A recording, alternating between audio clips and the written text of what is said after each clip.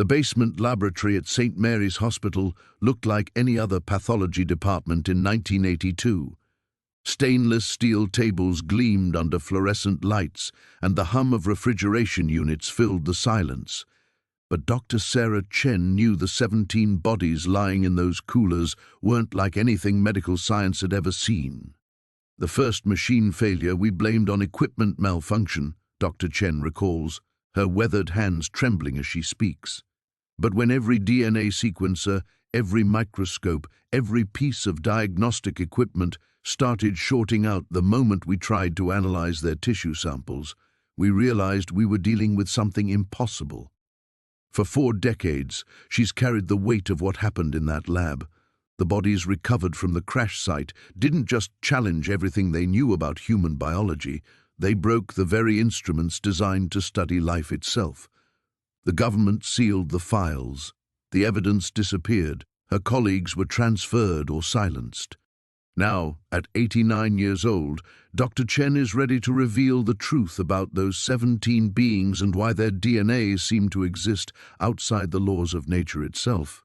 What could be so terrifying about genetic code that it literally destroys the machines trying to read it? Before we jump back in, tell us where you're tuning in from, and if this story touches you, make sure you're subscribed, because tomorrow I've saved something extra special for you. The coffee in Dr. Chen's cup had long gone cold as she stared out the window of her modest retirement home. The interviewer, a young journalist named Marcus Webb, adjusted his recording equipment and waited patiently.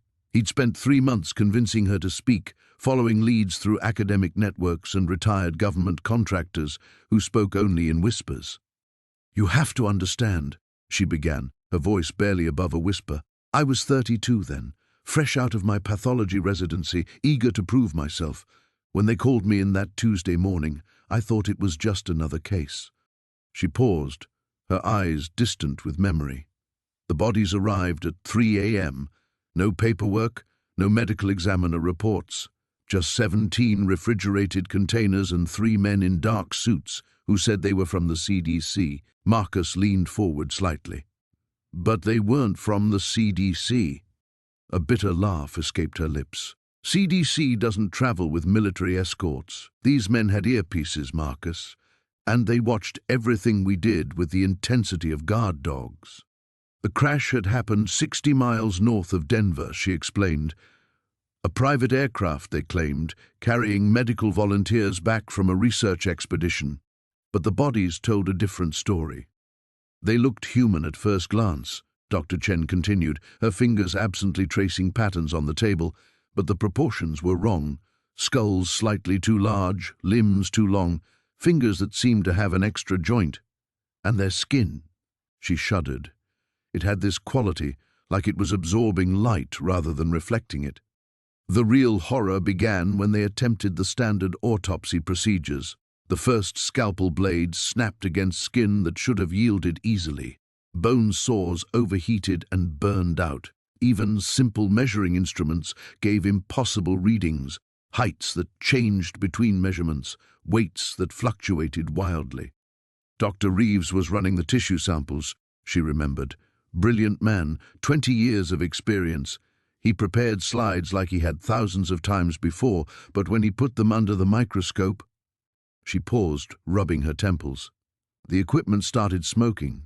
Not sparking, smoking, like something was burning it from the inside. The DNA sequencer was their most expensive piece of equipment, borrowed from the university. When they fed the genetic material into the machine, it ran for exactly 47 seconds before every circuit board fried simultaneously. "The smell was horrible," Dr. Chen whispered. "Burning plastic and something else, something organic and wrong." They tried different equipment, older machines, even basic chemical tests. Every single instrument failed catastrophically upon contact with cellular material from the bodies. The mysterious men in suits grew increasingly agitated, making hushed phone calls and barking orders at technicians who arrived to replace broken equipment. On the 3rd day, Dr. Martinez made a discovery that changed everything, she said, her voice dropping even lower. He was preparing a simple blood smear, just basic observation under a standard light microscope, but instead of looking at the cellular structure, he focused on what the blood was doing to the glass slide itself. Marcus held his breath, sensing they were approaching the heart of her story. The glass was dissolving, Marcus, not melting, not cracking, dissolving at a molecular level. And in the pattern of that dissolution, Dr. Martinez saw something that shouldn't exist. Genetic sequences that formed geometric patterns impossible in nature. DNA that seemed to rewrite itself even as we watched. She stood abruptly, walking to the window where late afternoon shadows stretched across her garden. That's when the men in suits made their decision. The project was terminated. The bodies disappeared overnight. Dr. Martinez was found dead in his apartment 3 days later. Apparent heart attack, they said. He was 38 years old with no history of cardiac problems. The smell hit me first when I descended those concrete steps 43 years ago. Antiseptic couldn't mask the underlying sweetness of decay. My heels clicked against the floor as I followed Dr. Marcus Chen through a maze of corridors that seemed to stretch endlessly beneath the CDC's Atlanta facility. I was 28 then, fresh from my residency, eager to prove myself worthy of the government contract that would launch my career. "Dr. Blackwood," Chen said, his voice echoing off the sterile walls. "What you're about to see requires the highest level of discretion. The paperwork you signed isn't just bureaucratic formality, it's a lifeline. For all of us." I nodded, clutching my leather portfolio against my chest. The fluorescent lights flickered intermittently, casting shadows that danced across rows of unmarked doors. The basement felt alive somehow, humming with an energy that made my skin crawl. Chen stopped before a heavy steel door marked only with the number 7. He pressed his palm against a scanner I hadn't noticed, and locks disengaged with mechanical precision. The door swung open to reveal a laboratory that defied everything I thought I knew about government facilities. The space was immaculate, almost cathedral-like in its sterility. Examination tables lined the walls, each occupied by a form covered in white sheets. But it was the silence that unnerved me most. No ventilation hum, no equipment beeping. Just absolute suffocating quiet. 18 bodies, Chen announced, walking toward the nearest table. Recovered from a crash site in New Mexico 3 weeks ago. Transportation was challenging. My medical training kicked in, suppressing the questions that threatened to spill out. Vehicle accident? Chen's laugh held no humor. Something like that. He pulled back the first sheet. I've examined thousands of corpses in my career.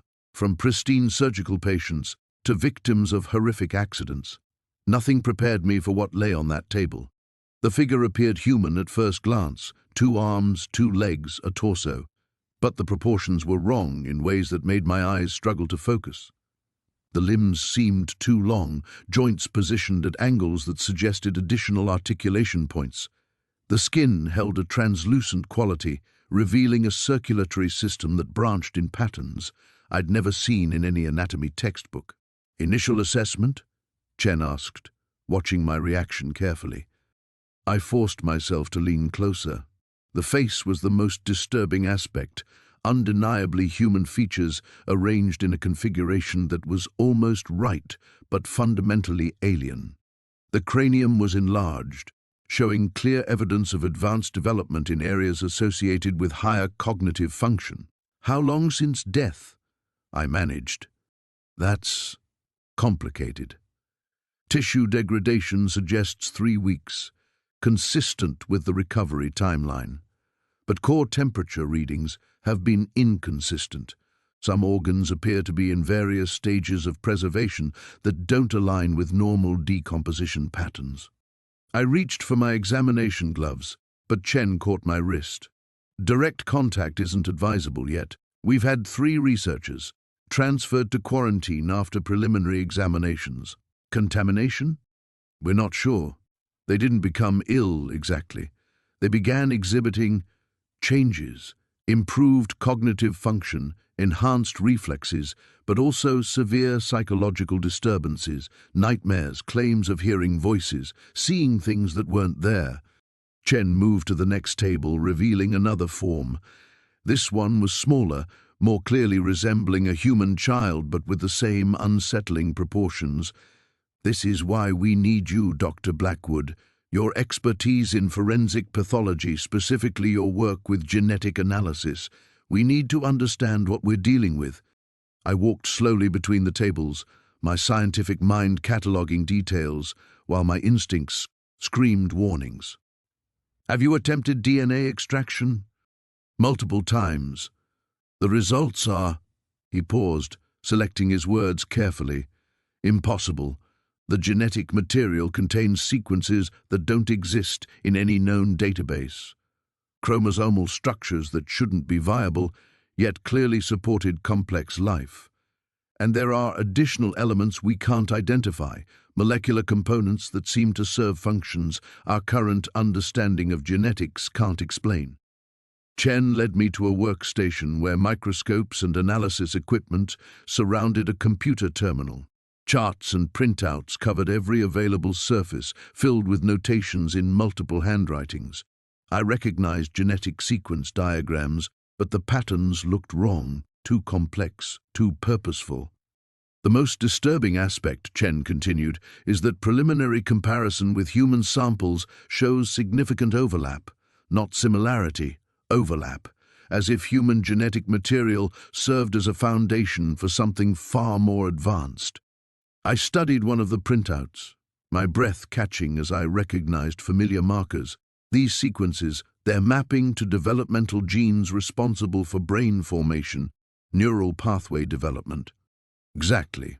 Whatever these beings were, they shared our evolutionary foundation but surpassed it in ways that challenge everything we understand about biological development and the timeline of evolution on Earth.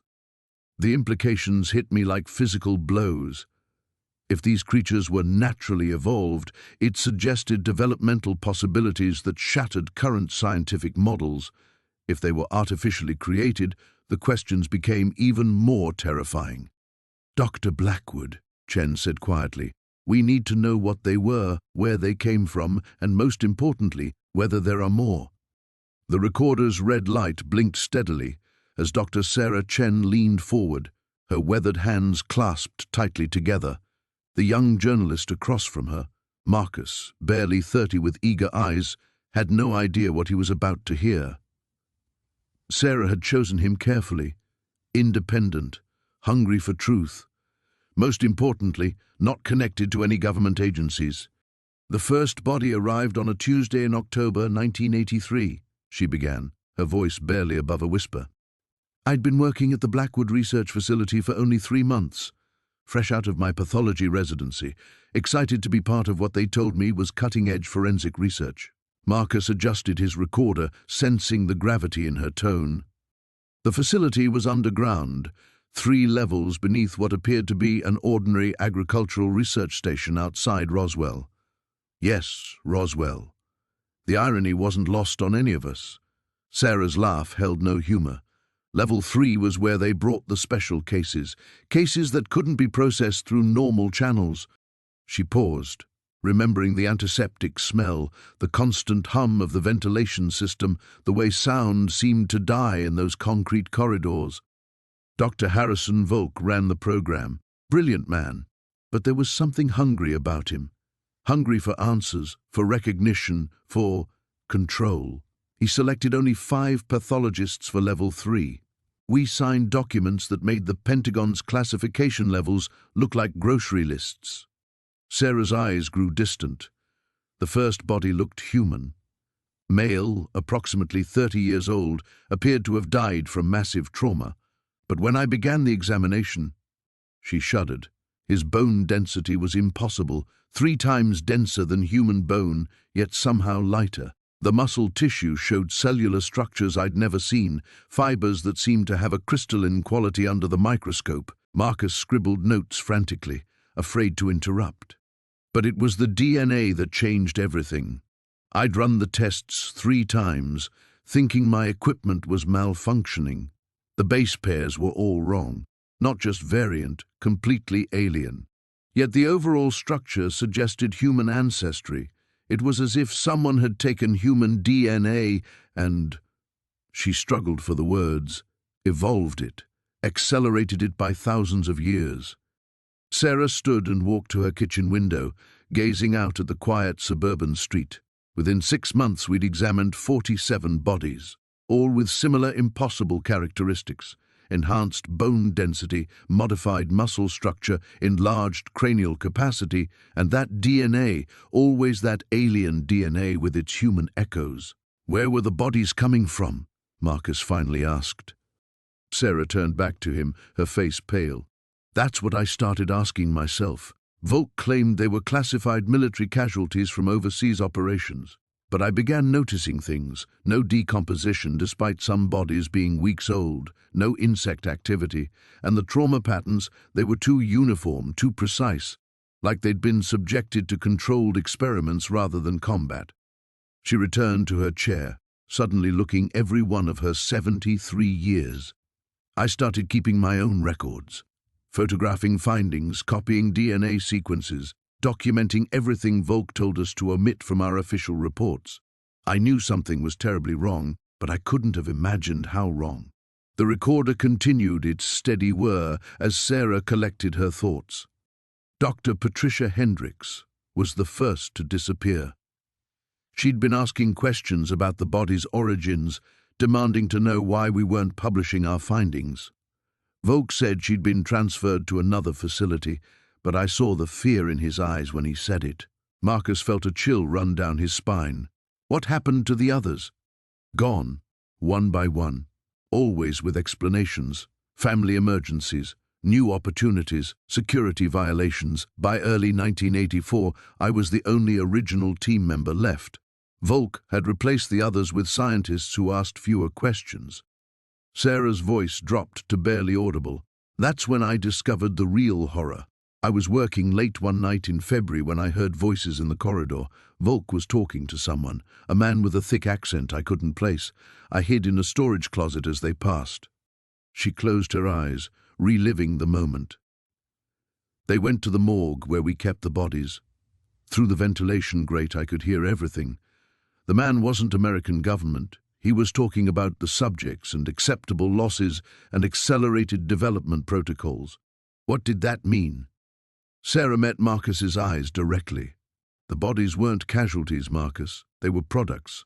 Someone was creating these enhanced humans, and based on what I overheard, the program was expanding.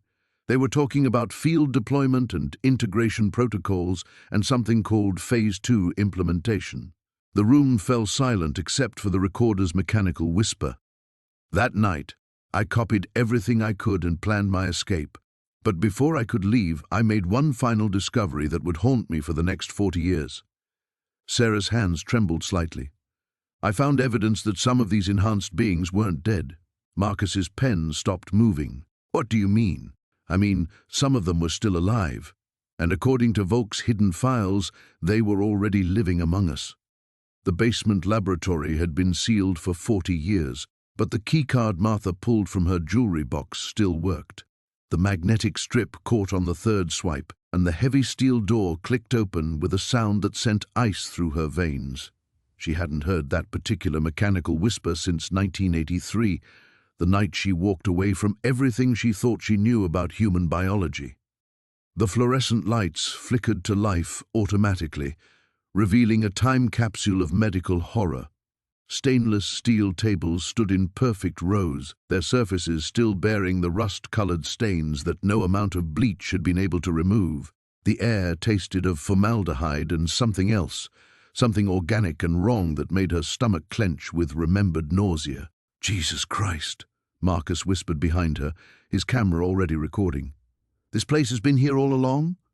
Martha nodded, unable to trust her voice. The Fitzgerald Institute had been built over this facility, a deliberate architectural lie. While researchers upstairs studied conventional pathology, the real work had happened down here, 30 feet below ground, where screams couldn't reach the surface.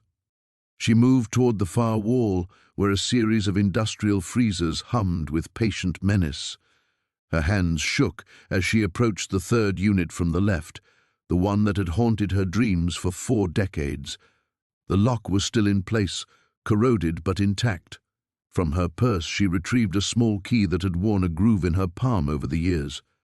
"In 1982, she said, her voice barely above a whisper, a construction crew was digging the foundation for a new shopping center outside Billings, Montana. They found something that should have been impossible." The lock clicked open. Martha hesitated, her hand on the freezer door. The weight of 40 years pressed against her chest, making each breath a conscious effort. "What did they find?" Marcus asked, though his voice suggested he wasn't sure he wanted to know. 17 bodies, perfectly preserved in what appeared to be a natural cryogenic state. She pulled the door open, and the smell hit them both immediately, not decay, but something medicinal and alien that burned their nostrils. The construction foreman called the county coroner, who called the state medical examiner, who called the CDC. Within 6 hours, federal agents had cordoned off the entire site. Inside the freezer, wrapped in thick plastic sheeting, lay something that had once been human. Martha forced herself to look at the face visible through the clouded material. Features that were almost right, but not quite. The bone structure was too delicate, the skull slightly elongated. Even through the plastic, she could see that the skin had an unusual luminescent quality, as if lit from within. "They brought all 17 bodies here," Martha continued, her voice growing stronger as she fell back into the clinical detachment that had once been her salvation. Carbon dating put them at approximately 3,000 years old, but their cellular structure showed no signs of decomposition. It was as if they had died yesterday. Marcus moved closer, his camera capturing every detail. What made them so special? Martha reached into the freezer and withdrew a metal tray containing several small vials. The liquid inside was clear, but it seemed to move with its own current, swirling slowly, even though the containers were perfectly still. "Their blood," she said, holding up one of the vials. It contained genetic markers we'd never seen before, sequences that didn't match any known terrestrial DNA. But that wasn't the strangest part. She set the vial on a nearby table and opened a file cabinet that had remained untouched for decades. Inside were hundreds of photographs, X-rays and tissue samples. She pulled out a series of cranial images and spread them under one of the examination lights. "Look at this," she said, pointing to the skull X-rays. "See these structures around the temporal lobe? They're completely unique. We found similar formations in all 17 subjects, additional neural pathways that shouldn't exist in Homo sapiens." Marcus studied the images, his face pale in the harsh laboratory lighting. "What do you think they were for?" "We never got the chance to find out." Martha's voice turned bitter. 3 months into our research, new orders came down from Washington. The project was classified beyond top secret. Most of the team was reassigned or simply disappeared. Those of us who remained were told to destroy all evidence and never speak of what we'd found. She moved to another freezer, this one larger than the first, but I couldn't destroy everything. The implications were too enormous, too important. If these beings were an evolutionary branch of humanity, it would rewrite everything we understood about our own development. The second freezer opened to reveal something that made Marcus step back involuntarily. Inside lay a complete skeleton, but the proportions were all wrong. The limbs were too long, the ribcage too narrow, and the skull was definitely not human despite its superficial similarities. "What happened to the rest of the research?" Marcus managed to ask. Martha closed the freezer door gently, almost reverently. "That's what we're going to find out. Because whoever ordered this cover-up 40 years ago is still out there, and they're not going to want this story told."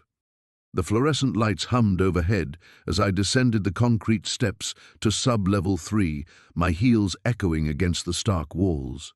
3 days had passed since Director Harrison first showed me the files, and I'd barely slept. The images of those twisted cellular structures haunted my dreams, DNA helixes that shouldn't exist according to everything I'd learned in medical school. Dr. Marcus Webb was waiting for me at the security checkpoint, his lanky frame hunched over a clipboard. At 35, he was already losing his hair, stress lines carved deep around his eyes. The the kind of man who lived for the microscope and found comfort in the precision of scientific method. "Ready for this, Catherine?" His voice carried a tremor I hadn't noticed during our brief introduction upstairs. I nodded, though my stomach churned. "Show me."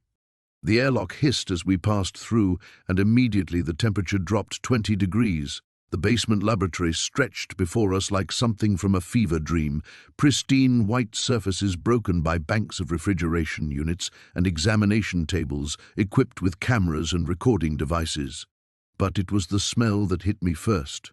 Not the familiar cocktail of formaldehyde and disinfectant I expected, but something else, something organic and wrong, like meat left too long in the sun. "We have 17 specimens," Webb said, consulting his notes. "All recovered from the same location in Nevada. The retrieval team found them in what appeared to be some kind of underground chamber, perfectly preserved despite being buried for an estimated 2,000 years. 2,000 years. The number settled in my chest like a stone. Carbon dating? Confirmed.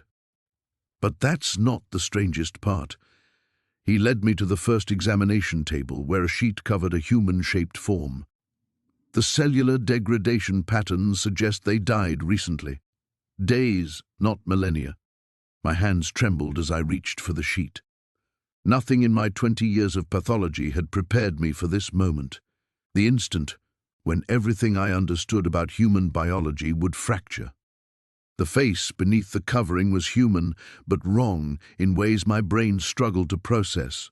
The bone structure was familiar yet alien, with subtle elongations of the skull and jaw that created an uncanny valley effect. The skin had a translucent quality, revealing a network of vessels that pulsed with a faint luminescence even in death. "Jesus," I whispered. "Look at the hands," Webb urged. I pulled back more of the sheet. 6 fingers on each hand, but not crude polydactyly. These were perfectly formed, functional digits that belonged on this body as surely as my own 5 fingers belonged on mine.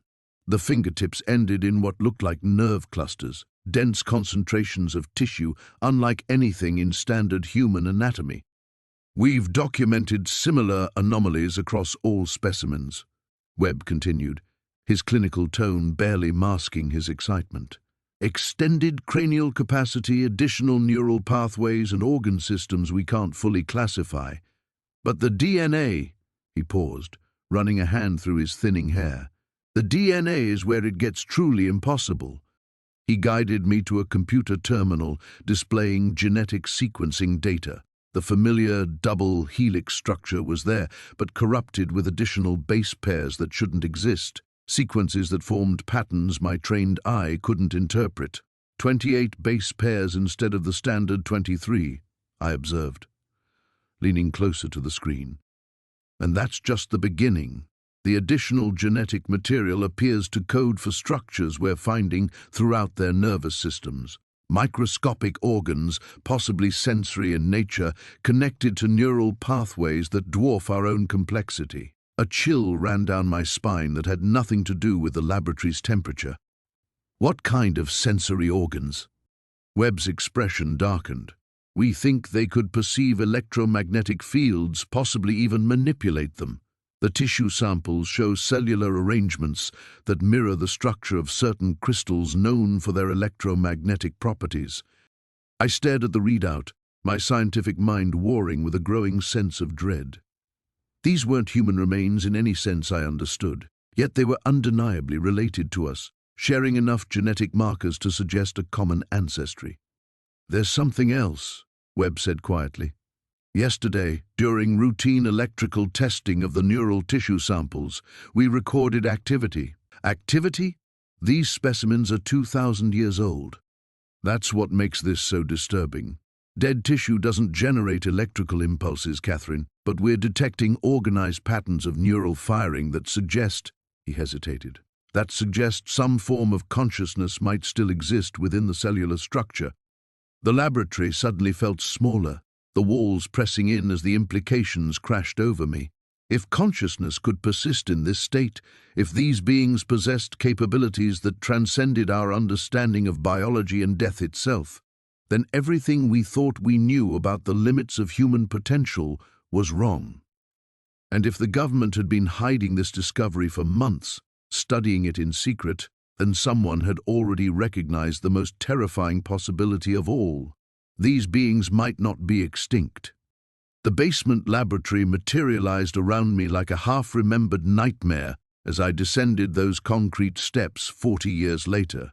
My hand trembled against the cold metal railing, each footfall echoing in the sterile darkness. Agent Harrison had insisted on accompanying me, his presence both reassuring and unsettling as we made our way into the bowels of the CDC facility. "The power's been restored to this section," he said, his voice unnaturally loud in the confined space. "Everything should be exactly as you left it." That was what I feared most.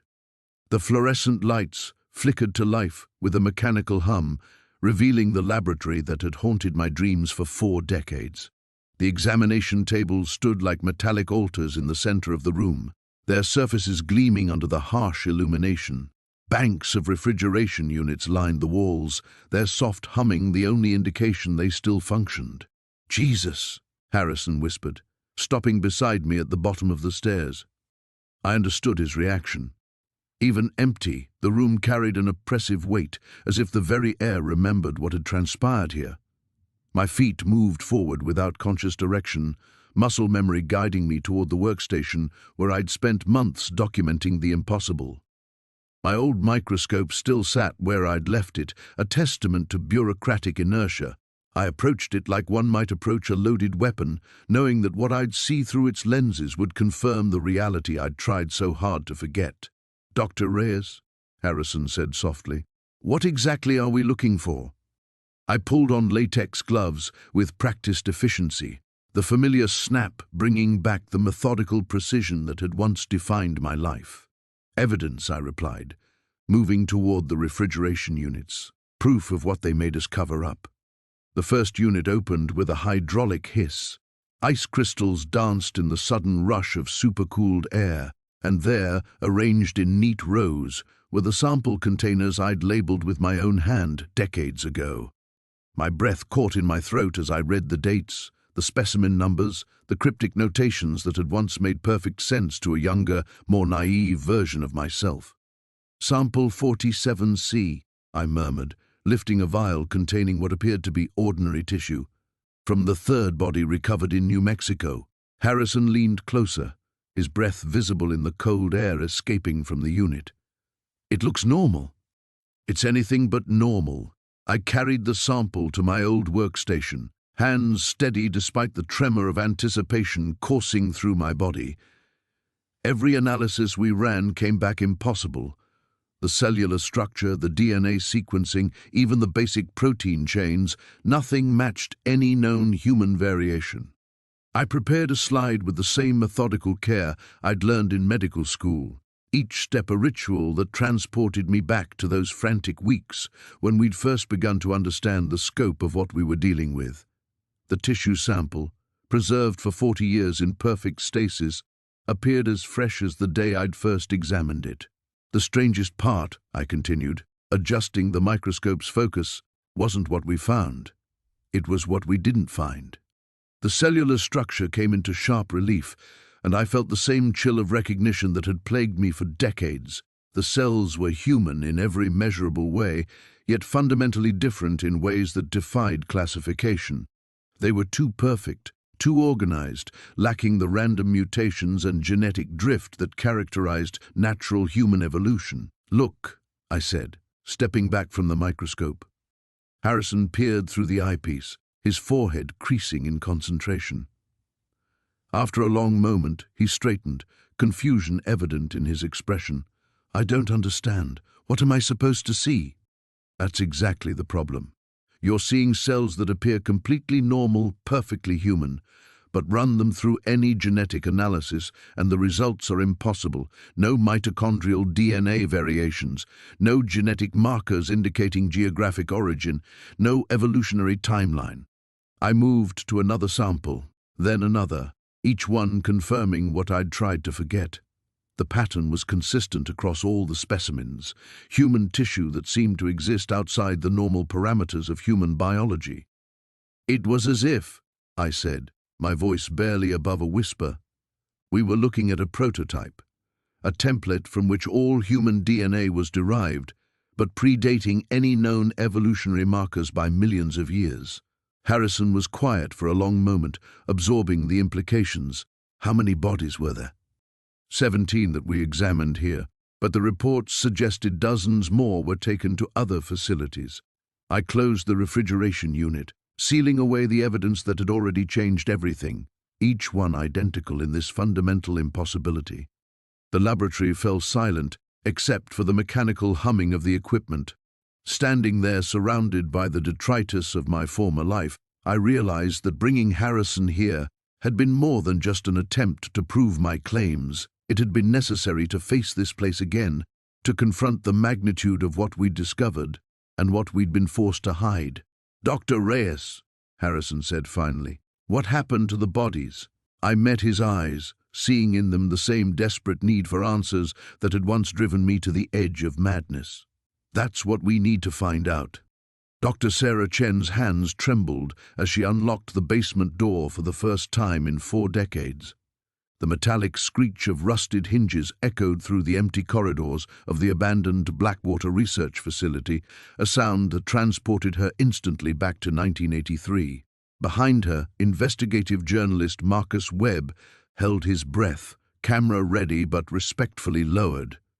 The fluorescent lights flickered to life with reluctant buzzes, casting harsh shadows across rows of empty examination tables. Sarah's footsteps echoed hollow against the concrete floor as she moved deeper into the lab, each step a painful reminder of the secrets she'd buried here. "This is where it happened," she whispered, her voice barely audible above the hum of ancient ventilation systems, "where everything I believed about human biology crumbled in a single night." Marcus followed silently, noting the thick reinforced walls and the multiple security doors they'd passed through. This wasn't just any laboratory. It was a fortress designed to keep secrets buried. Sarah stopped before a wall of refrigeration units, their doors sealed with biohazard warnings that had faded but not disappeared. "Specimen storage," she explained, though her voice carried no clinical detachment now. "We called them John and Jane does, but they were so much more than that."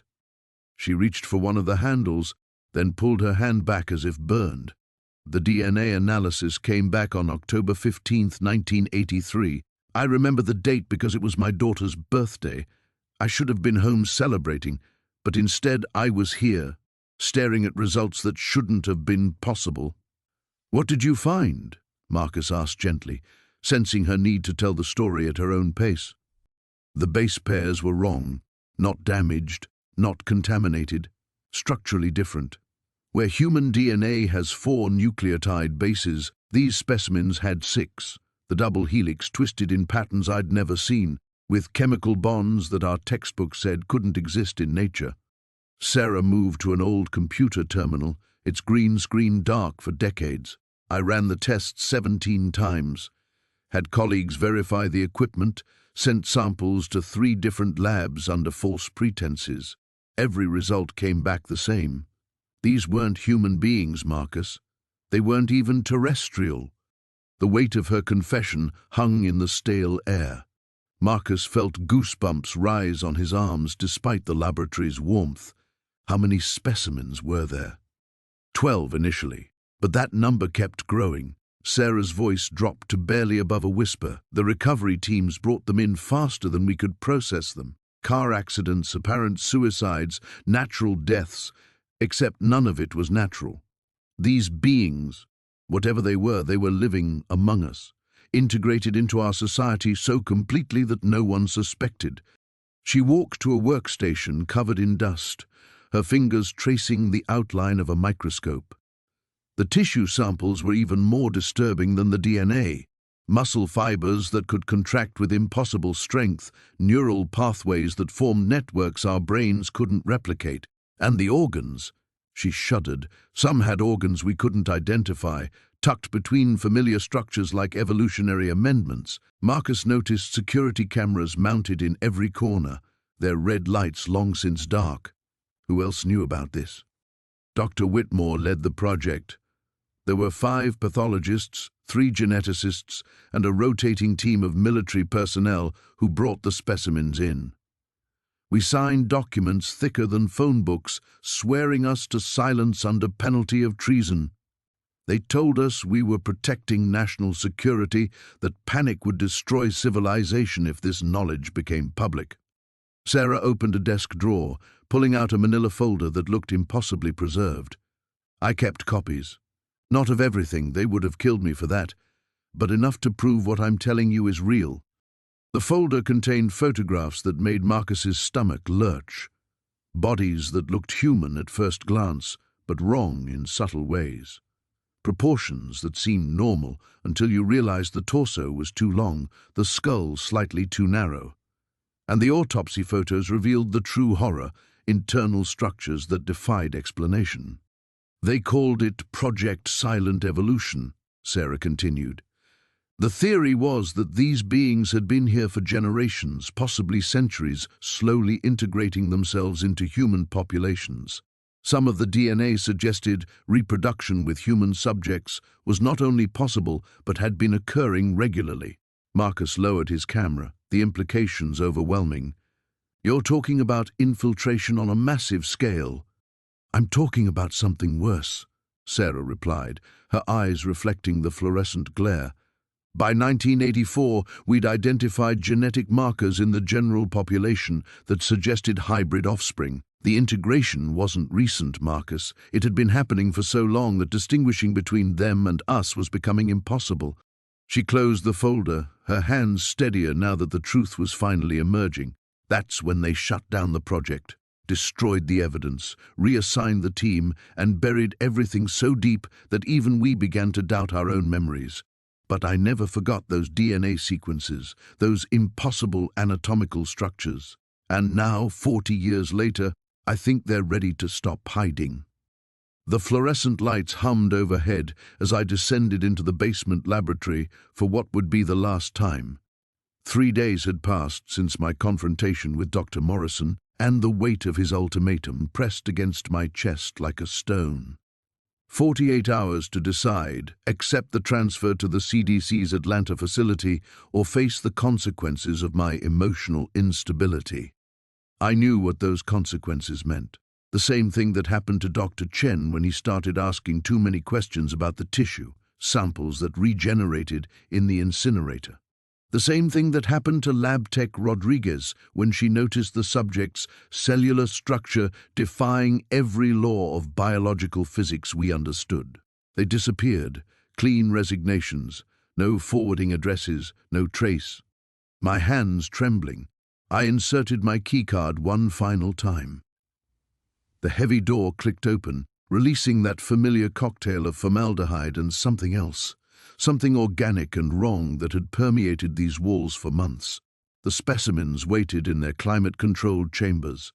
17 bodies that had rewritten everything I thought I knew about human biology.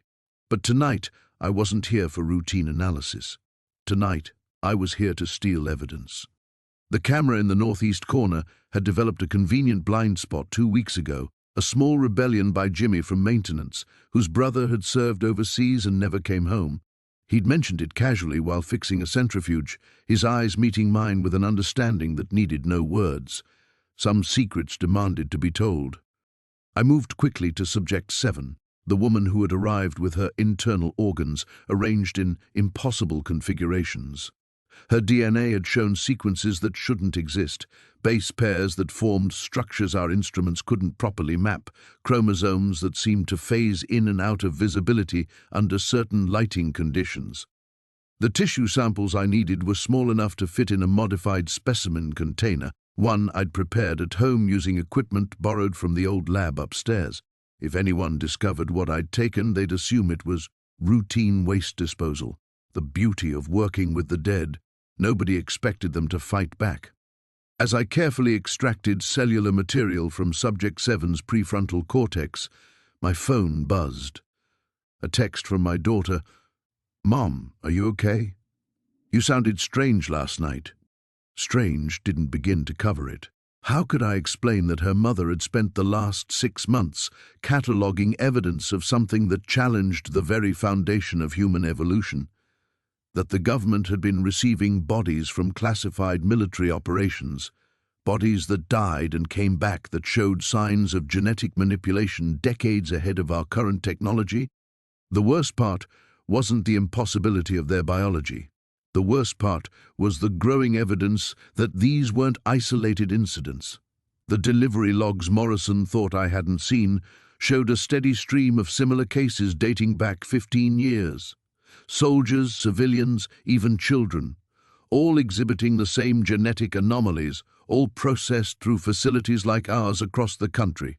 Subject 12 had been a child.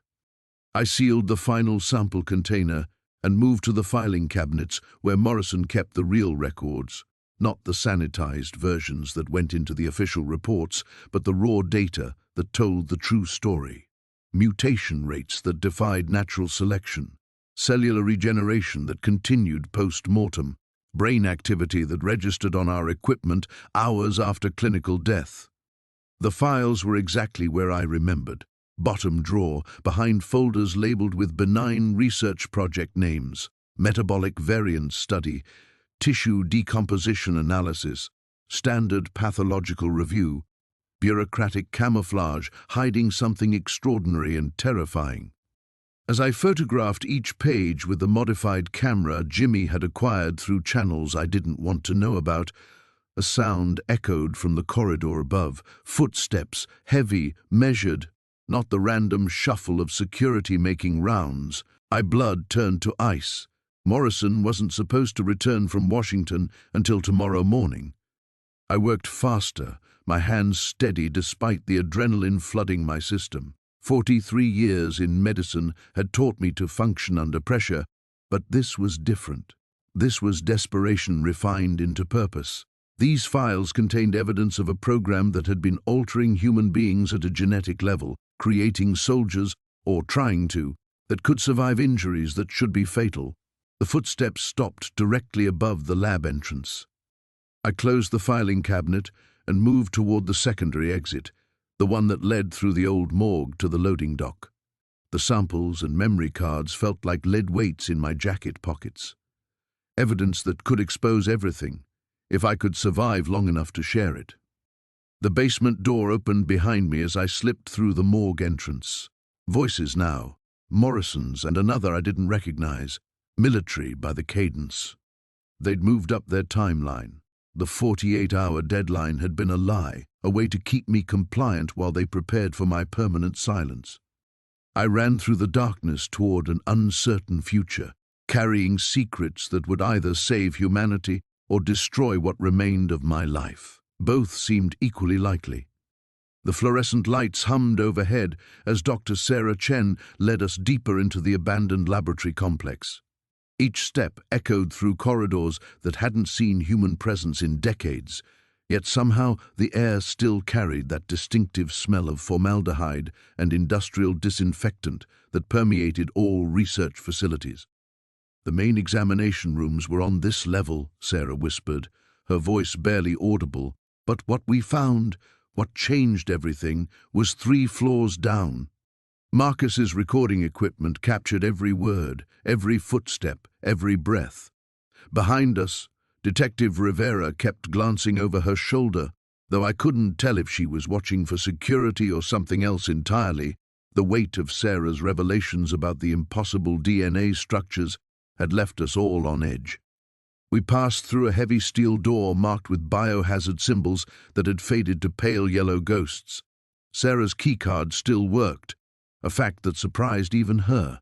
The elevator shaft yawned before us, cables hanging like dead snakes in the darkness. "We'll have to take the stairs," Sarah said, producing a heavy flashlight from her bag. The power grid down there was always separate from the main building, emergency systems only. The stairwell descended into blackness that seemed to swallow our lights. Our footsteps created an irregular percussion against concrete steps worn smooth by 40 years of government researchers carrying their impossible secrets. The temperature dropped noticeably with each floor.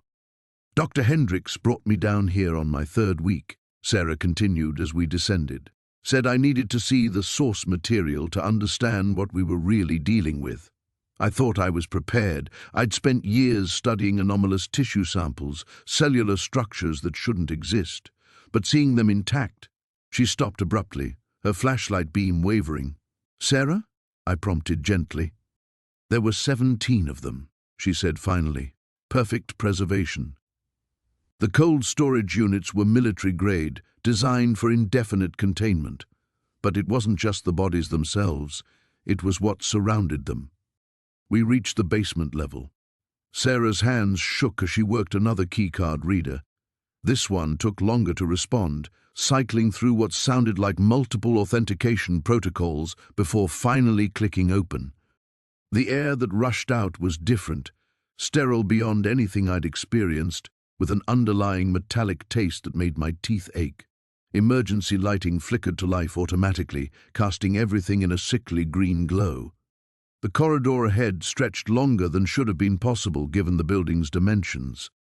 Along both walls I could make out the outlines of sealed doorways, each marked with numbers and symbols that meant nothing to me but everything to Sarah. "Storage units 1 through 12 contained the intact specimens," she said, leading us past the first few doors.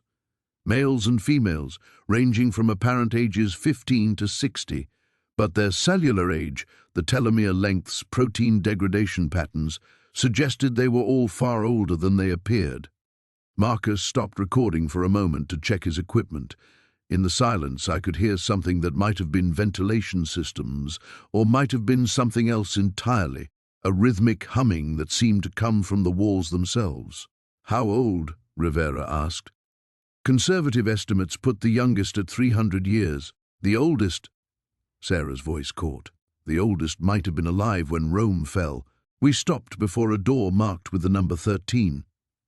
Sarah's hand hovered over the access panel, but she didn't activate it. "This was where they kept the active specimen," she said. The words hit like a physical blow. "Active?" We assumed they were all deceased when the recovery teams brought them in. The life sign monitors showed nothing, no heartbeat, no brain activity, no cellular metabolism we could detect. But this one, Subject 13, maintained some kind of baseline function we couldn't measure or understand.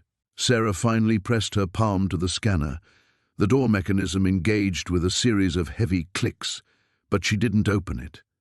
Dr. Hendricks was fascinated by the preservation mechanism. The bodies showed no decay despite being recovered from environments that should have destroyed them centuries ago. Some came from Arctic permafrost, others from deep ocean trenches, a few from cave systems that had been sealed for millennia. Yet they all shared identical DNA markers, identical cellular anomalies. "What kind of anomalies?" Marcus asked, camera rolling again.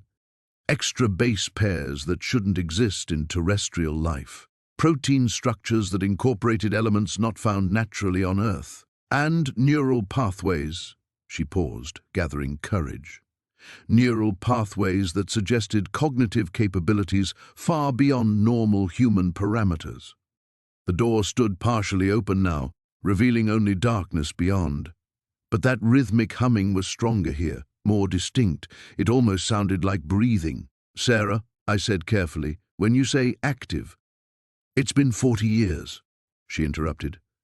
"The facility was sealed, the power systems maintained through automated protocols.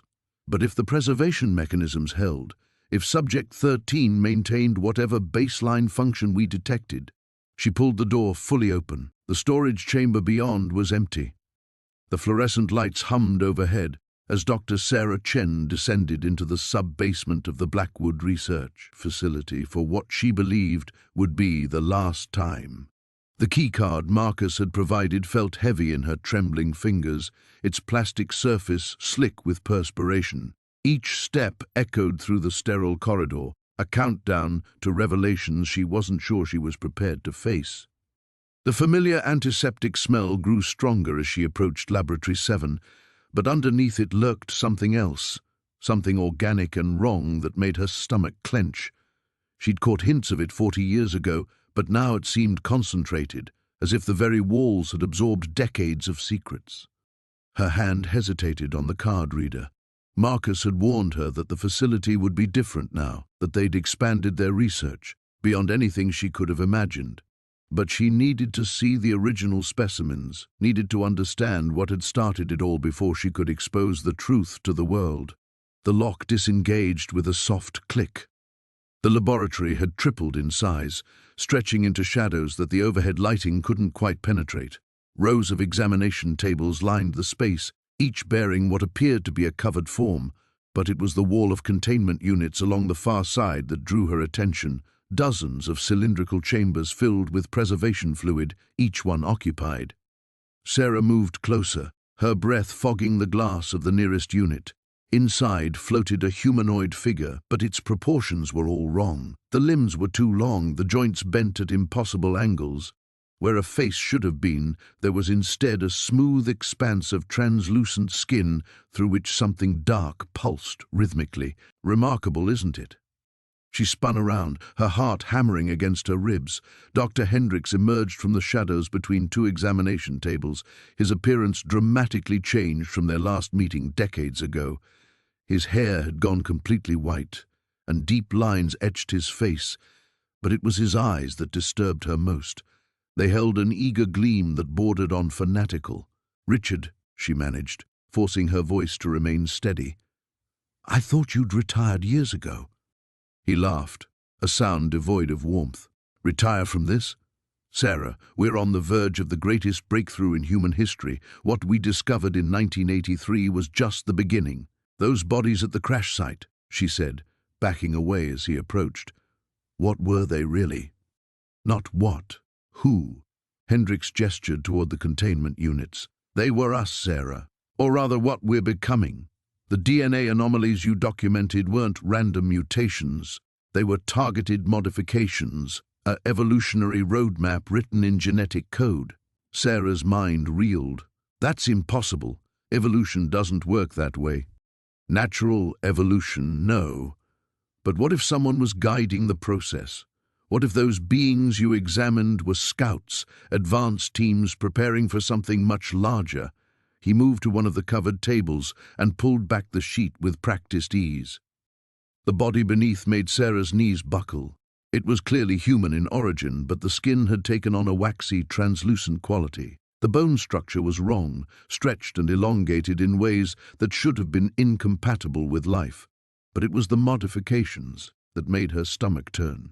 Surgical alterations that seemed to blend organic and artificial elements seamlessly. "We've learned so much since you left," Hendricks continued, his voice taking on a lecturer's cadence. "How to replicate their modifications, how to integrate their genetic markers into human subjects. The volunteers have been extraordinarily brave." "Volunteers?" The word came out as a whisper. "Military personnel initially, then civilians from our outreach programs. The transformation process is still imperfect, but each iteration brings us closer to success." He gestured toward another table where electronic monitoring equipment beeped steadily. Subject 247 achieved consciousness for nearly 6 hours before the cellular breakdown began. "We're making remarkable progress." Sarah realized with growing horror that the beeping wasn't coming from monitoring equipment. It was coming from the body on the table. Something was alive under that sheet, something that had once been human. "You're creating monsters," she breathed. "We're creating the future." Hendricks' expression hardened. "The beings you studied 40 years ago left us a gift, Sarah, a chance to transcend our biological limitations, to become something greater. But small minds like yours could never appreciate the magnitude of what we're accomplishing." A soft moan echoed from one of the containment units, and Sarah saw movement in her peripheral vision. The specimens weren't dead. They were suspended, waiting. The realization hit her like a physical blow. How many people know about this? Everyone who matters. The program has support at the highest levels of government. We're not the only facility, Sarah. There are dozens of us now, all working toward the same glorious goal. Sarah's hand found her phone in her jacket pocket, but Hendricks noticed the movement immediately. "I'm afraid I can't let you leave," he said, producing a syringe from his lab coat. "But don't worry. You'll have the privilege of contributing to our research one final time." The fluorescent lights in Marcus's apartment cast harsh shadows across the scattered documents as Sarah paced between the windows, checking the street below every few minutes. Her hands trembled slightly as she held the latest batch of files they'd managed to extract from the compromised server before it went dark. "We're running out of time," she muttered, watching a black sedan cruise past for the third time in an hour. "They know we have this." Marcus looked up from his laptop, exhaustion etched deep in the lines around his eyes. "The pattern is becoming clearer, though. Look at these genetic markers." He gestured to the screen where complex molecular structures rotated in three-dimensional space. Every single specimen shows the same impossible trait, DNA that shouldn't exist in nature, yet it's more stable than anything we've ever documented. Sarah moved away from the window, her scientific curiosity overriding her fear for a moment. The genetic sequences displayed on Marcus's screen were unlike anything in the established evolutionary record. Double helixes that twisted in configurations that violated fundamental rules of biochemistry, yet somehow functioned with an efficiency that made normal human DNA look primitive by comparison. 43 years, she whispered, sinking into the chair beside him. 43 years I've carried the weight of what I saw in that basement, and I still don't understand what they were. Her fingers traced the edge of a photograph showing one of the preserved specimens, humanoid, but wrong in ways that made her skin crawl even now. Dr. Henley believed they were evolutionary leaps, some kind of natural adaptation we hadn't seen before, but you never believed that. Marcus's statement wasn't a question. Sarah shook her head slowly. Natural evolution doesn't work that way. These changes were too rapid, too coordinated. Every specimen showed identical modifications, despite being collected from different geographic locations over a span of decades. She pulled up another file, this one containing tissue analysis reports from her original work. The cellular regeneration rates were astronomical. Wounds healing in real time, organs that showed no signs of aging, despite some specimens being decades old when they died. A car door slammed somewhere on the street below, and both scientists froze. Sarah crept back to the window, peering through the blinds. Two figures in dark suits stood beside the black sedan, one speaking into a radio while scanning the apartment building. "They found us," she breathed. Marcus was already shutting down his laptop and gathering the most critical documents. The fire escape? 2 exposed. Sarah's mind raced through their options, all of them poor. "There's a maintenance tunnel in the basement that connects to the building next door. I noticed it when we came in." They moved quickly but quietly, stuffing essential files into a backpack while leaving obvious decoy materials scattered across the table. Sarah grabbed the vial containing the tissue sample she'd preserved from the original lab, the one piece of physical evidence that proved everything she was claiming. The elevator seemed to take forever, each floor marking their descent toward either escape or capture. In the basement, the maintenance tunnel was exactly where Sarah remembered, though smaller and more claustrophobic than she'd hoped. They crawled through decades of dust and cobwebs, the sound of their breathing unnaturally loud in the confined space. Behind them, muffled voices echoed through the basement as their pursuers discovered the tunnel entrance. Sarah pushed forward harder, ignoring the protests from her 70-year-old knees. The tunnel seemed to stretch on forever until finally they reached another basement on the far side of the block. Emerging into the neighboring building's storage area, they found themselves among towers of cardboard boxes and forgotten furniture. Marcus led the way to a service exit, and they slipped out into an alley that ran perpendicular to the street where the government agents waited. "My car," Marcus gasped, pointing to a battered Honda parked 2 blocks away.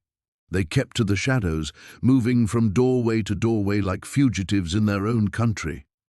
Once they were driving away from the city centre, Sarah allowed herself to breathe again. The weight of the vial in her jacket pocket felt heavier with each mile. We need somewhere safe to run the final tests, somewhere they won't think to look. I know a place, Marcus said, his knuckles white on the steering wheel. My ex-wife's cabin upstate. She's in Europe for the month, and it's completely off the grid. He glanced at her sideways. But, Sarah, once we publish these findings, there's no going back. They'll do everything in their power to discredit us, destroy us if necessary. Sarah thought of Dr. Henley's mysterious heart attack, of the colleagues who'd disappeared or died in convenient accidents over the years, of the weight of secrets that had crushed her spirit for 4 decades. Some truths are worth dying for, she said quietly, watching the city lights fade in the rearview mirror, and this is definitely one of them. The fluorescent lights in the storage facility hummed like dying insects as Dr. Sarah Chen led Marcus and Elena deeper into the labyrinthine basement. The air grew colder with each step, thick with the metallic scent of preservation chemicals, and something else, something organic that made Elena's stomach clench. The government thought they destroyed everything in 1983, Sarah whispered, her voice echoing off concrete walls lined with numbered storage units. But I kept samples, tissue, bone fragments, photographic evidence. I couldn't let them erase what we'd found. Marcus gripped his camera bag tighter, the weight of documenting this revelation pressing down on him like lead. How many others knew the truth? 7 of us initially. By 1985, only 3 remained alive. Car accidents, sudden heart attacks, a house fire. Sarah's laugh held no humor. The last one besides me was Dr. Harrison. He lasted until 2003 before they found him floating in the Potomac. Elena's breath misted in the frigid air. And you stayed silent all this time? I was terrified. But also, Sarah paused at storage unit 247, her weathered hands trembling as she worked the combination lock. I needed time to understand what we'd discovered. Time to find others who might believe. The lock clicked open with finality. Inside the unit, medical equipment from decades past sat shrouded in plastic. Microscopes, centrifuges, and dozens of sealed containers lined metal shelving. But it was the photographs taped to the far wall that made Elena gasp. Dozens of autopsy images showing bodies that belonged in no textbook she'd ever seen. Jesus Christ, Marcus breathed, already raising his camera before stopping himself.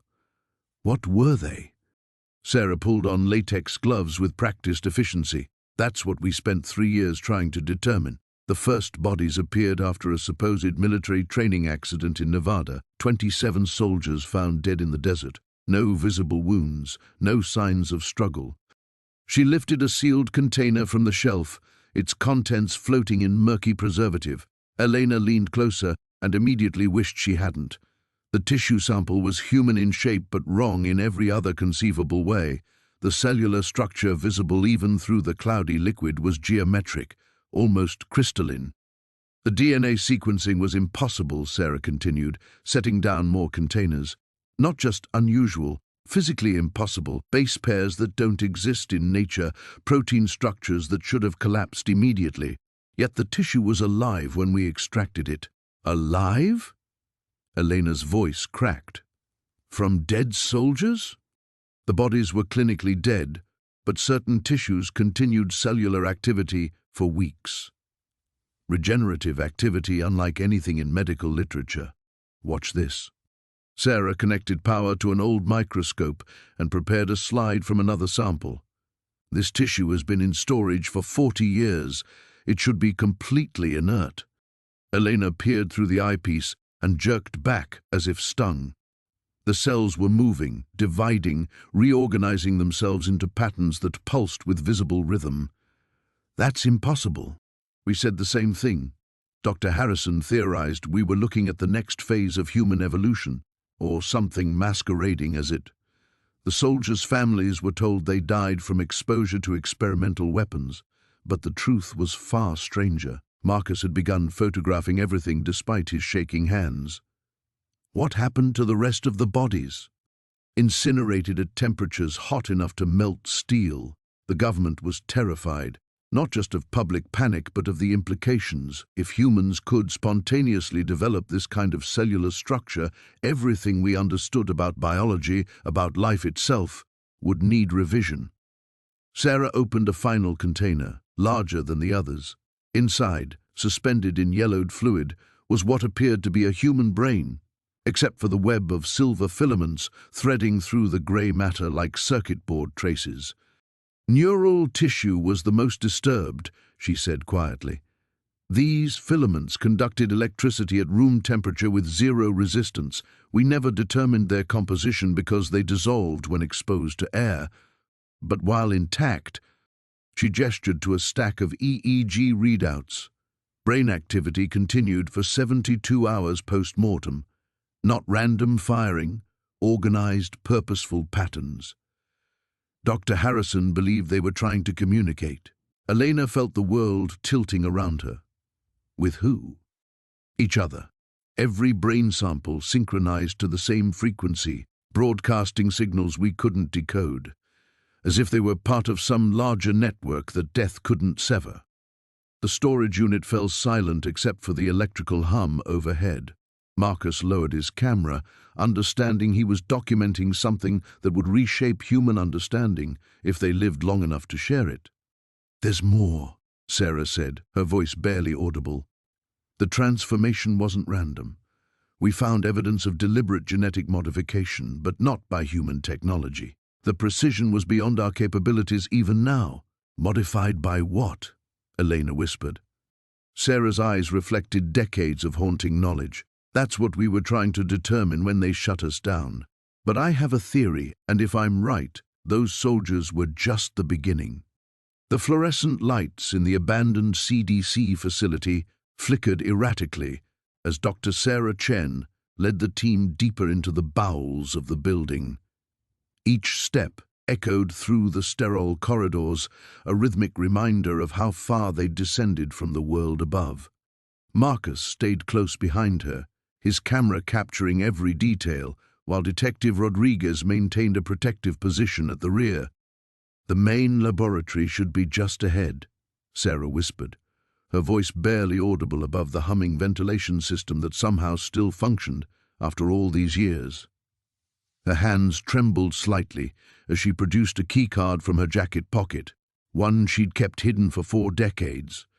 The card reader beeped twice before accepting the ancient authorization. The heavy steel door slid open with a pneumatic hiss, releasing a rush of stale, chemical-laden air that made them all instinctively cover their faces. Inside, the laboratory stretched out like a cathedral of science gone wrong. Banks of refrigeration units lined the walls, their surfaces frosted despite the power supposedly being cut years ago. Stainless steel examination tables sat in perfect rows, each equipped with restraints that spoke to procedures far beyond standard autopsy protocols. "Jesus Christ," Rodriguez muttered, his hand instinctively moving to his weapon. What kind of experiments were they running down here? Sarah moved toward the central workstation, her fingers trailing across equipment that should have been obsolete decades ago, but appeared to be in pristine condition.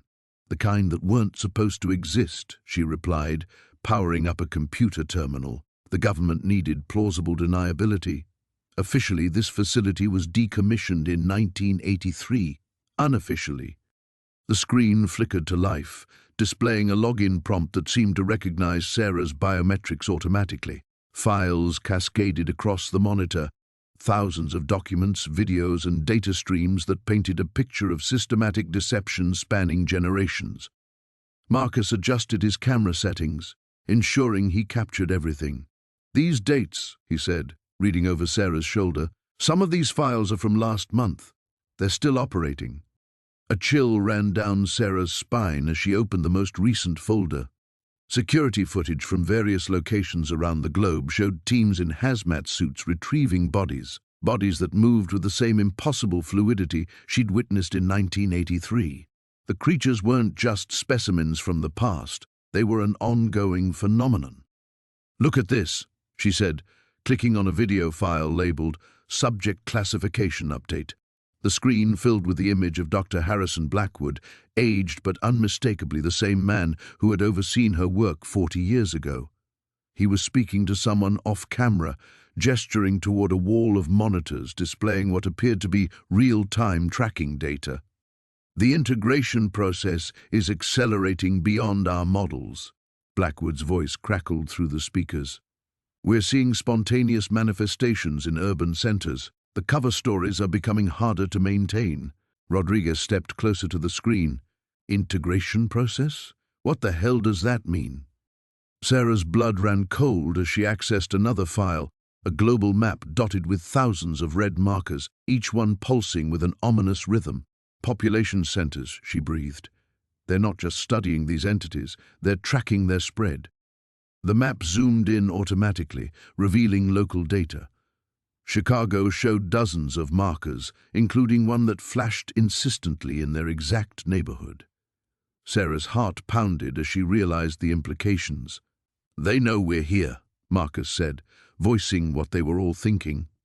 A new sound echoed through the facility, the distant rumble of vehicles approaching from above.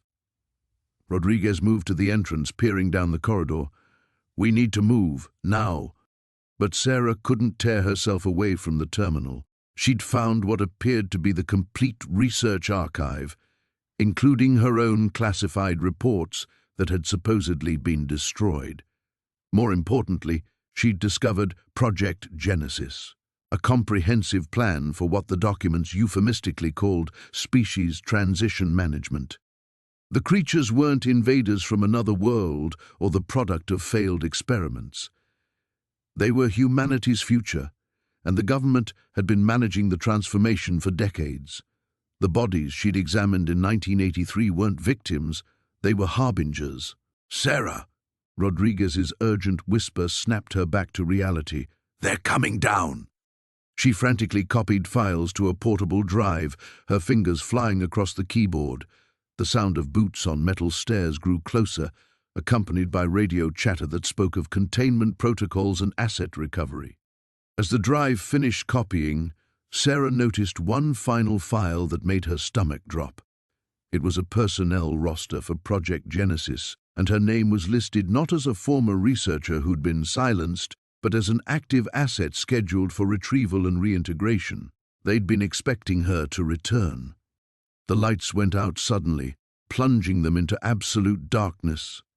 Emergency lighting kicked in a moment later, bathing everything in hellish red. In that crimson glow, Sarah saw something that defied explanation.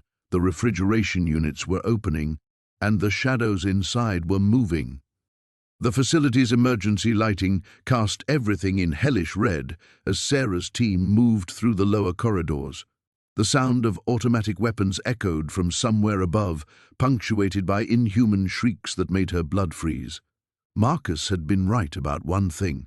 They were running out of time. "The specimens are showing unprecedented coordination," Dr. Chen whispered, her tablet displaying thermal readings from throughout the complex. "Whatever triggered their awakening, it's created a hive mind effect we never anticipated." Sarah clutched the flash drive containing 40 years of hidden data, the weight of it seeming to grow heavier with each step. Behind them, Agent Foster kept checking his weapon, his usual composure cracking as something wet and organic slithered past in the ventilation system overhead. "There," Marcus pointed to a reinforced door at the corridor's end. "Emergency exit to the surface. But we need to get past the containment level first." As if summoned by his words, the lights flickered and died completely. In the absolute darkness, Sarah heard breathing that wasn't quite human, too rhythmic, too purposeful. Emergency power kicked in moments later, revealing 3 figures standing in their path. They had once been security guards, based on the shredded uniforms clinging to their transformed bodies. But the DNA Sarah had spent decades studying had finally claimed them completely. their spines curved impossibly, vertebrae visible through translucent skin that pulsed with bioluminescent veins, where their eyes should have been. Clusters of sensory organs twitched and focused with predatory intelligence. The infection vector, Chen breathed. It's airborne now. The creatures moved with fluid precision, their elongated limbs carrying them across walls and ceiling as easily as the floor. Foster opened fire, but the bullets passed harmlessly through tissue that seemed to phase between solid and liquid states. This way! Marcus grabbed Sarah's arm, pulling her toward a maintenance shaft. The genetic material you documented, it's not from Earth, is it? Sarah's mind raced as they crawled through the narrow passage. The isotope ratios were all wrong. Amino acid structures that couldn't form naturally in Earth's biosphere. We knew it was extraterrestrial, but the military classified it immediately. Behind them, metallic screeching filled the shaft as something with too many joints forced its way after them. The air grew thick with spores that sparkled like microscopic stars, each one carrying genetic instructions that violated every law of terrestrial biology. They emerged into what had once been the facility's central laboratory. Now, it resembled an alien cathedral, with organic growths spiraling up the walls in fractal patterns. The specimens had escaped their containment, but they hadn't simply run wild, they had built something. At the room's center, a pulsing mass of interconnected tissue stretched from floor to ceiling. Within its translucent walls, Sarah could see human forms suspended in amber-like fluid. But these weren't victims. They were changing, evolving, becoming something that bridged the gap between terrestrial and alien life. "Oh my God," Foster whispered. "How long has this been going on?" "Since 1983, Sarah replied, watching as one of the suspended figures opened eyes that glowed with inner light. The first specimens were recovered from a crash site in Nevada. The military thought they could weaponize the genetic material, but they never understood what they were dealing with. The organic structure pulsed faster, responding to their presence. Tendrils emerged from its base, tasting the air with sensory organs that defied classification. Sarah realized with growing horror that it was trying to communicate. Images flooded her mind, not her own memories, but something vast and ancient. Star systems dying as their home worlds consumed themselves with war. A diaspora across the galaxy, spreading genetic seeds that would grow into something new. Humanity hadn't been randomly selected for infection, they had been chosen for integration. The cover-up wasn't to hide alien contact, she gasped, staggering under the weight of revelation. It was to hide the fact that we're becoming them. Marcus steadied her as the facility shook with explosions from above. The surface teams are trying to contain this, but it's already too late. The spores have been spreading for decades through groundwater contamination. Everyone in the surrounding counties has been exposed. Chen's tablet displayed a map dotted with red zones spreading outward from the facility like a virus. The transformation is accelerating. Within 72 hours, the changes will become irreversible for anyone carrying the modified genes. Sarah looked at her own hands, noting the subtle changes in her fingernails, the way her vision had grown sharper in the red emergency lighting. How long had she been infected? Since her first day in the basement lab 4 decades ago? The organic cathedral pulsed once more, and suddenly the path ahead was clear. The transformed guards stepped aside, no longer seeing them as threats. Sarah understood with terrible clarity that they were being allowed to leave, not as escapees, but as carriers. The surface world waited above, unaware that evolution itself was about to take an impossible leap forward. The convoy of black vehicles stretched for 3 blocks, their engines idling in the pre-dawn darkness outside the broadcast station. Sarah watched from the studio window as tactical teams surrounded the building, their red laser sights dancing across the glass like deadly fireflies. She had perhaps minutes before they breached the doors. "Keep talking," Marcus urged from behind the camera, his voice tight with fear. "The feed is still live. 23 million viewers and climbing." Dr. Elena Vasquez clutched the manila folder containing the final pieces of evidence, photographs that would shatter humanity's understanding of itself. Her weathered hands trembled as she opened it, revealing images that had haunted her dreams for 4 decades. "These are the embryonic specimens from Site 7, she said, holding up the first photograph. "What you're seeing shouldn't exist according to our current evolutionary timeline." The DNA sequencing showed genetic markers that predate human divergence from our common ancestors by millions of years, yet the cellular structure displayed adaptations that won't naturally occur for thousands of generations. The sound of reinforced glass shattering echoed from the lobby below. Boots thundered on the stairs. "They're not mutations," Elena continued, her voice gaining strength even as her time ran short. "They're reversions. The government discovered that human DNA contains dormant sequences, evolutionary switches that can be activated under specific conditions. These beings weren't aliens or genetic anomalies. They were us, Elena. They were what we're becoming." Marcus zoomed in on the photograph, and millions of viewers worldwide stared at the impossible image of a fetus with elongated cranial capacity and neural pathways that formed complex geometric patterns. The brain tissue showed development that should have been centuries in the future. "The military applications were immediately apparent," Elena said, as tactical boots pounded in the corridor outside. "Imagine soldiers with enhanced cognitive abilities, civilians who could survive in hostile environments our planet is heading toward. But the activation process..." She paused, closing her eyes. "It required a catalyst, something that triggered the dormant sequences." "What kind of catalyst?" Sarah whispered, though she feared she already knew. "Extreme electromagnetic exposure combined with specific genetic markers, the same markers found in people who had been exposed to high-level radiation or certain chemical compounds." Elena's voice cracked. The government had been testing it on unsuspecting populations for decades: military personnel at nuclear test sites, civilians near industrial accidents, Aboriginal communities in remote areas. The studio door exploded inward, filling the room with smoke and the sharp crack of flashbang grenades. Through the chaos, Elena continued speaking, shouting over the noise. "The specimens I studied weren't from crashes or contact events. They were the successful transformations. Children born to exposed parents, their DNA unlocked by environmental triggers. The government collected them, studied them, tried to replicate the process." Red laser dots converged on Elena's chest as masked figures stormed into the studio. Marcus kept filming, the camera capturing everything as tactical officers advanced with weapons raised. "But something went wrong," Elena shouted, ignoring the commands to get down.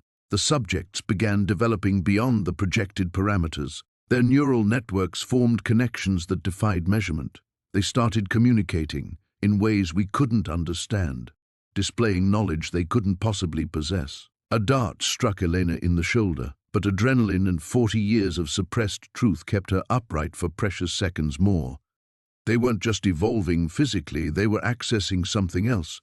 Memory imprints embedded in the DNA itself, ancestral knowledge, the history of human development going back millions of years. Her words slurred as the sedative took effect. They knew things about our planet, about cycles of change and adaptation that we're only beginning to understand. Sarah found herself facing the camera as Elena collapsed. The feed was still live, still broadcasting to the world, despite the chaos erupting around them. "The climate crisis," Sarah said, the pieces finally clicking together in her mind. "The increasing radiation exposure, the chemical pollution, it's not just destroying us, it's triggering the same dormant sequences. People around the world are beginning to change, and the government has known this would happen for decades." The camera captured her face as the full horror of the revelation struck her. They've been preparing for a new phase of human evolution while keeping the rest of us in the dark. The cover-ups, the disappeared specimens, the silenced witnesses, it was all to control how and when humanity takes its next evolutionary step. Tactical officers reached for the camera, but the damage was done. The truth was spreading across the internet faster than any containment protocol could stop it. In laboratories and medical facilities worldwide, researchers were already pulling DNA sequences, looking for the dormant markers Elena had described. As the feed cut to black, Sarah's final words echoed across the planet. "We're not alone because we never were alone. We're becoming what we were always meant to be. The question now is whether we'll survive the transition." Dr. Sarah Chen's hands trembled as she stared at the real-time genetic sequencer display. The blood sample from Marcus Webb, the man who had tried to kill her just hours ago, showed the same impossible DNA signature she'd first encountered 40 years ago in that basement laboratory. But this reading was different, stronger, more complete. "It's accelerating," she whispered to Agent Rodriguez, who stood guard by the laboratory door. "Whatever process created those original specimens, it's still happening, still spreading." The secure CDC facility hummed with activity around them. Director Harrison had given Sarah access to equipment that made her old government lab look primitive, but the technology only confirmed her worst fears.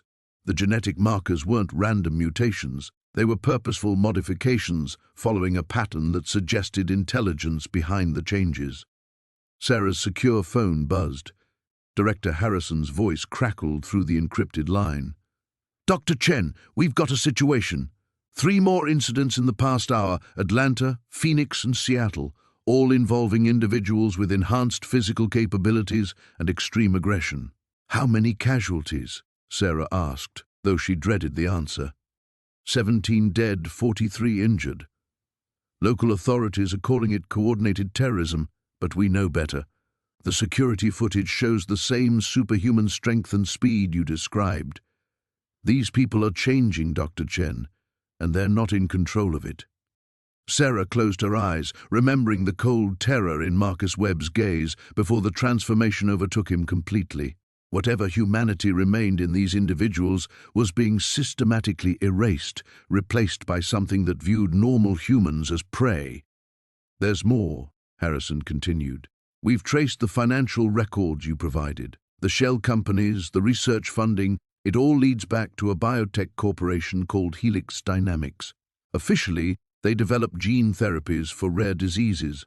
Unofficially, they've been conducting experiments that make your original facility look like a high school biology class." Agent Rodriguez stepped closer, his expression grim. "Ma'am, we're getting reports of unusual electromagnetic activity at 17 locations nationwide. The pattern matches the signature we detected at your old lab site." Sarah's blood ran cold.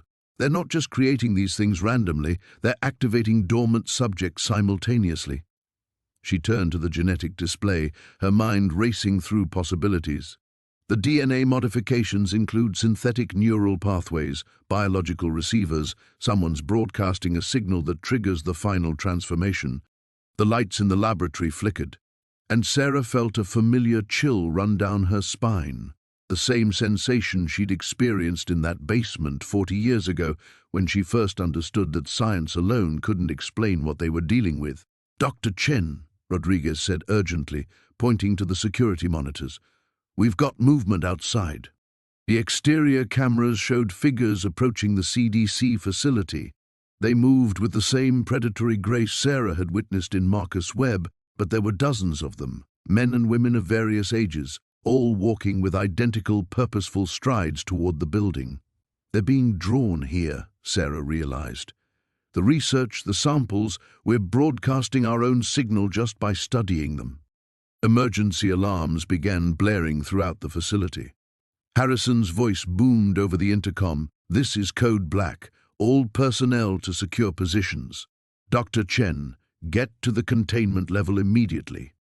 But Sarah was already moving, grabbing the blood samples and genetic data. She'd spent 4 decades running from this truth, and now it was literally at their doorstep. The modified humans outside weren't just random victims of some experiment gone wrong. They were part of something larger, more coordinated. As they descended to the containment level, Sarah's mind pieced together the horrifying scope of what they were facing. The original specimens from 40 years ago hadn't been failures or accidents. They'd been prototypes, early versions of a biological weapon designed to replace humanity itself. "How long until backup arrives?" she asked Rodriguez, as they sealed themselves into the most secure laboratory in the building. 20 minutes if we're lucky, he replied, checking his weapon. But Dr. Chen, I need to know.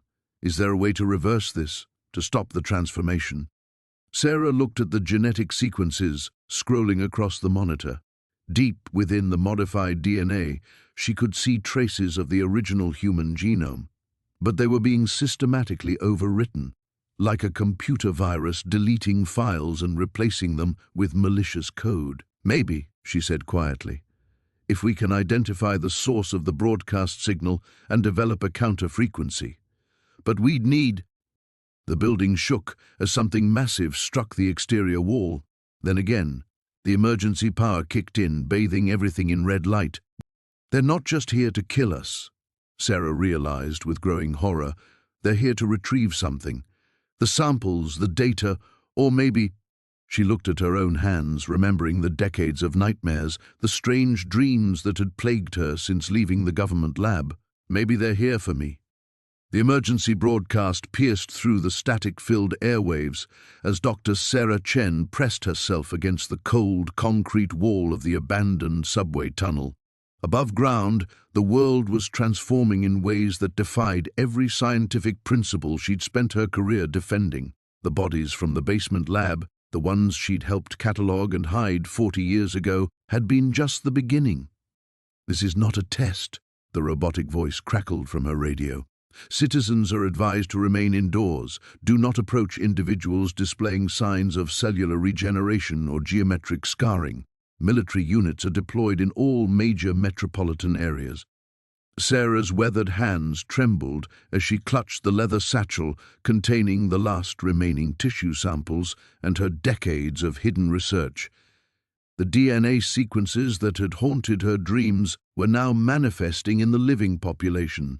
The impossible double helixes with their crystalline base pairs weren't anomalies. They were blueprints for humanity's next phase. Footsteps echoed through the tunnel, deliberate and measured. Sarah extinguished her flashlight and held her breath. Through the darkness, she could hear something that made her blood freeze. The soft, rhythmic pulsing she remembered from the basement laboratory. The same sound the bodies had made during the brief moments when their cells had shown signs of activity. A figure emerged from the shadows, and Sarah's scientific mind struggled to process what she was seeing. It had once been human. The bone structure, the general proportions were familiar.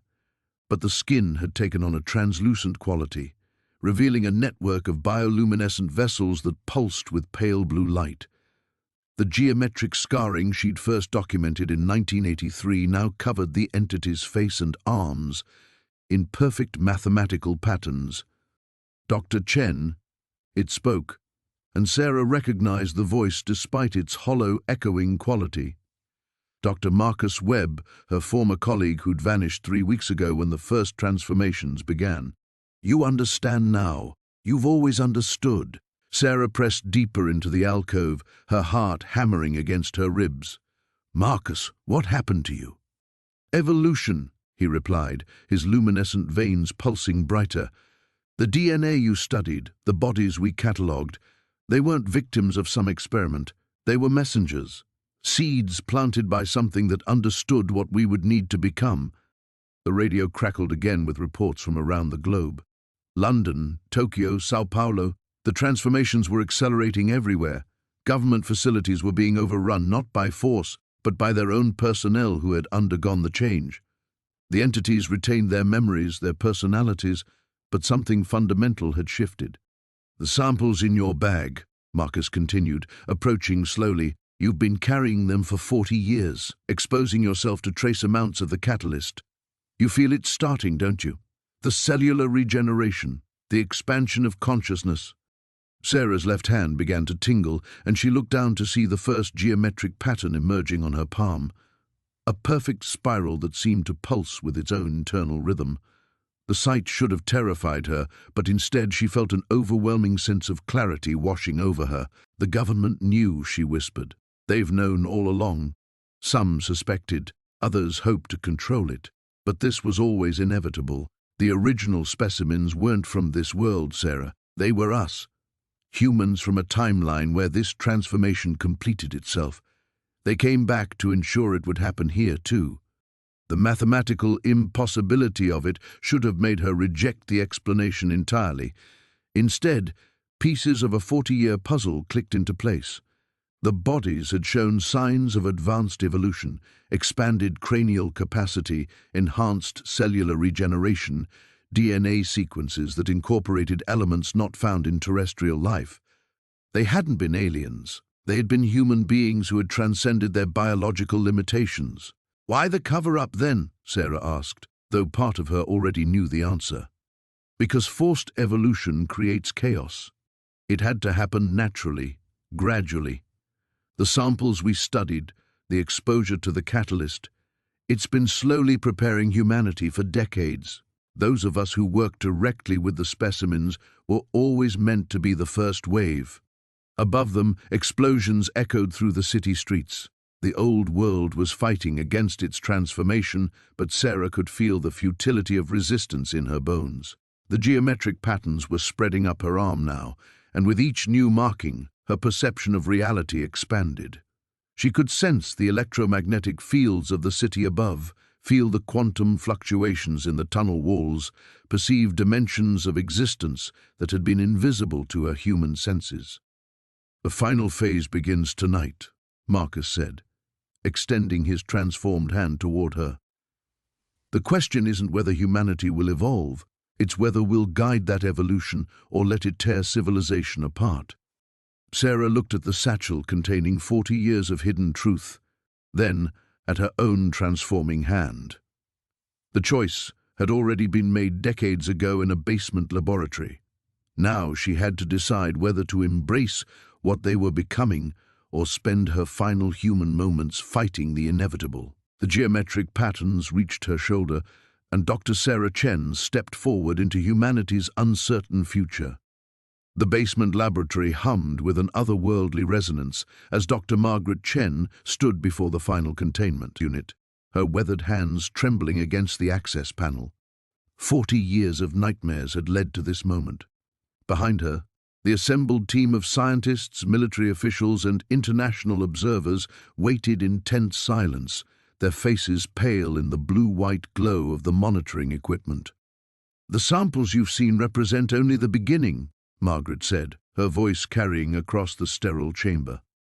"What lies in this final unit will challenge everything we believe about our species' origins." The containment seal hissed as it disengaged, releasing a cloud of cryogenic vapor. As it cleared, gasps echoed through the room. Inside lay 3 perfectly preserved specimens, but these were unlike the previous ones. Their DNA patterns had evolved even further, displaying characteristics that shouldn't exist in any terrestrial organism. Dr. Sarah Martinez stepped forward, her scanner beeping frantically as it analyzed the readings. The genetic markers, they're not just alien anymore, they're actively rewriting themselves, even in death. Margaret nodded grimly. "In 1983, I discovered something that the government buried beneath layers of classification and denial.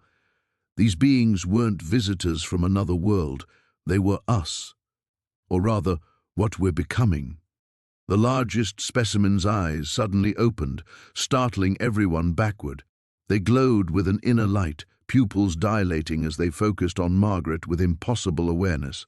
The heart monitor attached to the specimen began registering a steady rhythm. "It's been in suspended animation for 4 decades, Margaret whispered, waiting.